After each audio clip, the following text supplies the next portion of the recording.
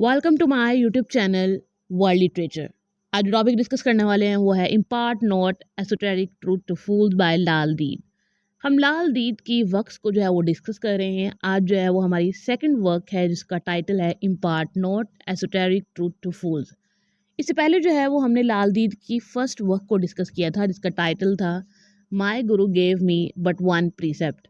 उस लेक्चर का जो लिंक है वो आपको डिस्क्रिप्शन में मिल जाएगा। एंड आज का जो लेक्चर है इसमें हम सेकंड वर्क को डिस्कस करने वाले हैं। तो अपना लेक्चर जो है वो हम स्टार्ट करते हैं। फर्स्ट ऑफ ऑल राइटर को डिस्कस करेंगे, देन वर्क का इंट्रोडक्शन देखेंगे, इसके टाइटल के मीनिंग को अंडरस्टैंड करेंगे and line by line explanation भी हम देखेंगे। लाल दीद इनकी बर्थ हुई थी 1320 में एंड इनकी डेथ हुई थी 1392 में। इन्हें जो है वो लालेश्वरी भी कहा जाता है। ये इंडियन कश्मीरी मिस्टिक वुमन है एंड ये Kashmir शिविज्म school of Hindu philosophy को जो है वो फॉलो किया करती थी। एंड लालेश्वरी ने एक मिस्टिक पोइट्री का स्टाइल भी जो है वो इंट्रोड्यूस करवाया था जिसको जो है वो वर्क्स कहा जाता है, जो कि हम डिस्कस भी कर रहे हैं। इसका मीनिंग है स्पीच। ये 4 लाइंस की जो है वो स्पीच होती है। इसमें कोई सेइंग हो सकती है, कोई प्रोवर्ब हो सकती है या फिर कोई टीचिंग हो सकती है जो कि रीडर को दी जाती है। सो इनकी वर्क्स को लाल वर्क्स भी कहा जाता है। लाल दीद की लिटरेचर की बात करें, इनकी पोइट्री की बात करें या फिर इनकी जो वर्सेस हैं जो इन्होंने लिखी उसकी बात करें तो कश्मीरी लैंग्वेज में बहुत इंपॉर्टेंस रखती हैं। एंड अगर हम मॉडर्न कश्मीरी लिटरेचर की बात करें तो उसमें भी जो है इसको एक इम्पॉर्टेंट प्लेस दी जाती है इनके लिटरेचर को।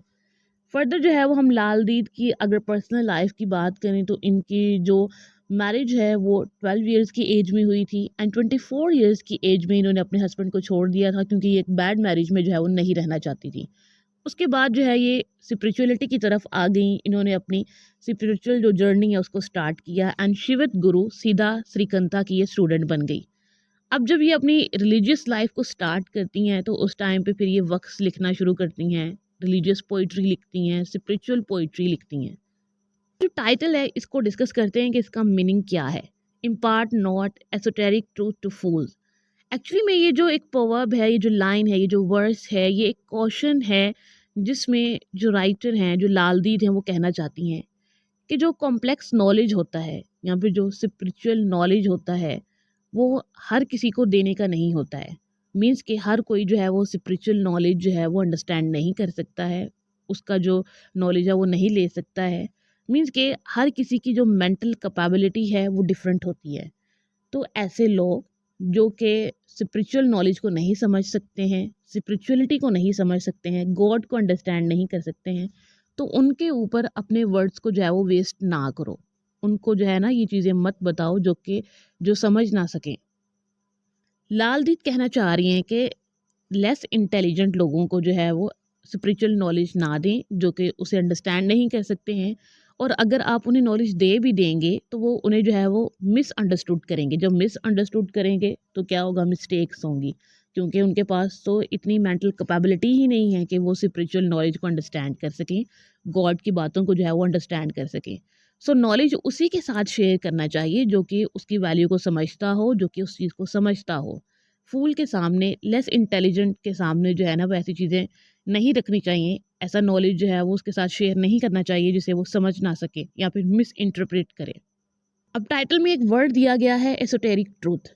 एसोटेरिक ट्रूथ का मीनिंग होता है ऐसा नॉलेज या फिर ऐसी अंडरस्टैंडिंग जो कि सिर्फ कुछ लोगों के लिए हो। मीन्स कि सिर्फ उसको कुछ लोग जो है ना वो समझ सकते हो। वो कुछ स्पेशल लोग होते हैं जो कि गॉड को समझ सकते हैं, स्पिरिचुअल नॉलेज को समझ सकते हैं, जो कि रिलीजियस वैल्यूज़ को जो है वो समझ सकते हैं।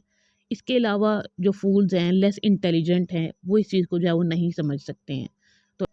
तो एसोटेरिक ट्रूथ ऐसा ट्रूथ जो कि स्पेशल लोगों के लिए बना हो या फिर ऐसे लोग जिनकी स्पेशल ट्रेनिंग होती है, जिनके पास स्पेशल मेंटल कैपेबिलिटी होती है, वो बहुत ज़्यादा इंटेलिजेंट होते हैं, तभी वो जो है वो गॉड को समझ सकते हैं, रिलीजियस चीज़ों को जो है वो समझ सकते हैं।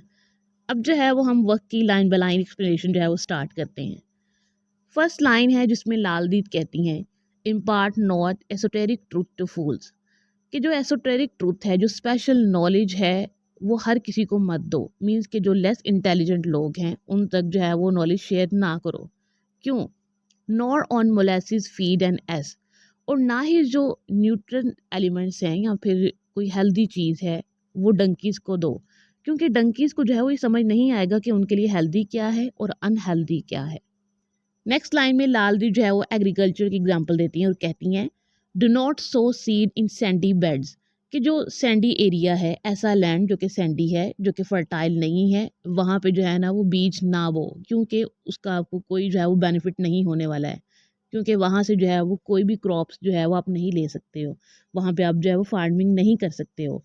तो अपना जो टाइम है ना ही तो डंकीज़ पर वेस्ट करो उन्हें न्यूट्रिएंट्स देकर, ना ही ऐसे लैंड पर जो है वो अपना टाइम वेस्ट करो जहाँ पे जो है वो कोई ग्रोथ नहीं होनी है, जहाँ से जो है वो आपको कोई फ्रूट्स जो है वो नहीं मिलने हैं।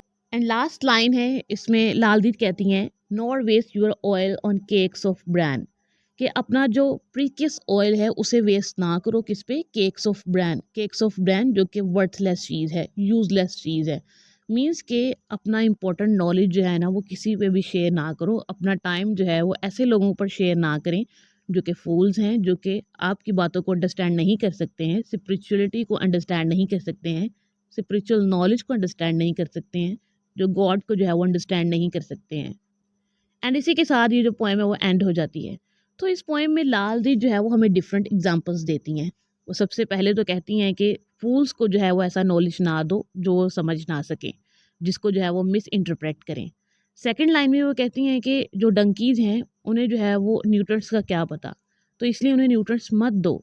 थर्ड लाइन में वो कहती हैं कि इनफर्टाइल लैंड पे जो है वो काम ना करो।